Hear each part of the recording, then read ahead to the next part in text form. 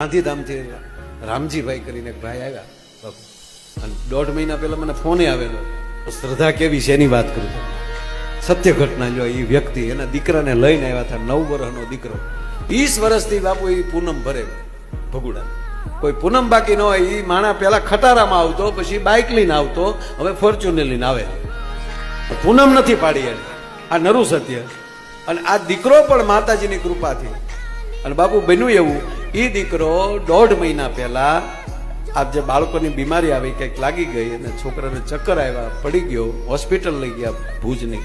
Doctor date જાય, એકનો એક દીકરો સાહેબ બીજા ડોક્ટર પાસે લઈ ગયા, જોયું 3 ડોક્ટર બેઠા, પછી તો ત્રીજી જગ્યાએ કહી દીધું. તો જે હતું એ એને ઘરે ફોન કર્યો, સગા સ્નેહીઓ જે આપણે સામગ્રી જોતી હોય. છોકરાની માનો ફોન આવ્યો, હું આવું હોસ્પિટલ, એ પહેલા તમે એને અહીંયા લઈને નીકળતા. ભગુડાના હવનના, મોગલમાના હવનની ભસ્મ બાપુ એની ઘરે હતી. ભાઈ ભસ્મ લઈને આવીને ભસ્મ ખોળી એમ કીધું કે એમાં 20 પૂનમ ભરી તમે જગતને મોઢું હું દેખાડશું. એમ કરીને જે દીકરાએ 1.5 કલાક પહેલા સાહેબ દેહ છોડી દીધો હતો, એના મોઢામાં ભસ્મ મૂકી દીકરો બેઠો.